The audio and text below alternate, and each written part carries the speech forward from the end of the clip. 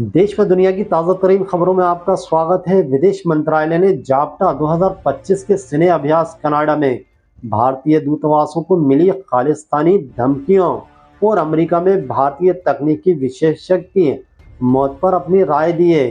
प्रवक्ता रणधीर जायसवाल ने कहा है कि कनाडा सरकार की जिम्मेदारी है कि वह भारतीय मिशनों की सुरक्षा को सुनिश्चित करें। वहीं अमेरिका में गोलीकांड के मामले में जो भारतीय स्थानीय प्रशासन है और परिवार के साथ वो हमेशा संपर्क में रहे। देश में चर्चित सिंधिया परिवार की 40,000 करोड़ की संपत्ति पर चल रहे विवाद पर अब समाधान की उम्मीद जाग गई है। मध्य प्रदेश हाई कोर्ट ग्वालियर की एकल पीठ ने ज्योतिराज सिंधिया और उनकी तीनों बुआओं को आपसी सहमति से विवाद सुलझाने का आदेश दे दिया है। कोर्ट ने मामले को सुलझाने के लिए 90 दिन का समय दिया है। कि सितंबर को फिर से भारत और पाकिस्तान के बीच महामुकाबला होना है। पिछले कुछ दिनों में जो हुआ है उसने अगले मुकाबले की दिलचस्पी और बढ़ा दी है। हैंडशेक से शुरू हुआ मामला अंतर्राष्ट्रीय क्रिकेट परिषद तक पहुंच गया है, वहीं माफी तक आया और अब पीसीबी के खिलाड़ी कार्रवाई की संभावना जताई जा रही है। आने वाले दिनों में आईसीसी की अंतिम रिपोर्ट और निर्णय के से साफ होगा कि ये विवाद यहीं खत्म होगा या फिर उसका नया मोड़ देखने को मिलेगा। बहरहाल 21 सितंबर को एक बार फिर इंडिया पाकिस्तान आमने सामने होंगे। महाराष्ट्र के मुख्यमंत्री देवेंद्र फडणवीस ने कहा है कि कांग्रेस नेता राहुल गांधी पर एक बड़ा हमला करते हुए कहा कि अब अर्बन नक्सल जैसी भाषाएं बोलते नजर आ रहे हैं राहुल गांधी।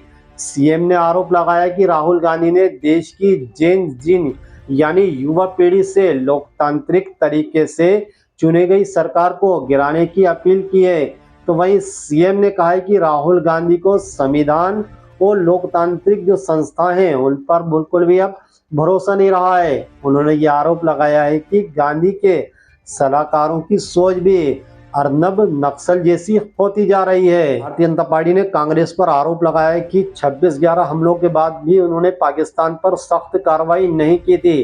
तो वहीं भारतीय जनता पार्टी के प्रवक्ता प्रदीप भंडारी और शहजाद पूनेवाला ने कहा है कि कांग्रेस का पाकिस्तान से प्रेम उनकी नीतियों को झलकाता है। उन्होंने सेम पितोदा के उस बयान का हवाला देते हुए कहा है जिसमें उन्होंने पाकिस्तान को घर जैसा बताया था। मनोरंजन जगत से एक ऐसी खबर सामने आई है जिससे सबको हैरान कर दिया है। जी हाँ, मशहूर गायक और संगीतकार जुबिन गर्ग का सिंगापुर में दुखद दुर्घटना और निधन हो गया है। अस्पताल ले जाने के बाद उनका इलाज के दौरान मृत्यु हो गई है। इस घटना सुनने के बाद उनके चाहने वाले राजनेता सब शोक में डूब गए हैं। यूपी के सीतापुर जिला कारगर में बंद सापा नेता आजम खान को उच्च न्यायालय से जमानत मिलने के बाद भी रिहा नहीं हो पाए हैं। उनकी रिहाई के कयास लगाए जाते रहे हैं, उनकी रिहाई नहीं हो पाई। इसकी एक खास वजह सामने आई है। बताते चले कि रामपुर में एक चर्चित क्वालिटी बार पर कब्जा करने के मामले में आजम खान की जमानत को मंजूरी नहीं दी गई है। ये मुकदमा 2021 में निरीक्षण की तरफ से दर्ज किया गया था। इसके बाद रामपुर में दर्ज शत्रु संपत्ति के एक मामले में भी विवेचना के दौरान धाराओं को बढ़ा दिया गया था। अब इन मामले में आजम खान को अपनी जमानत करानी पड़ेगी।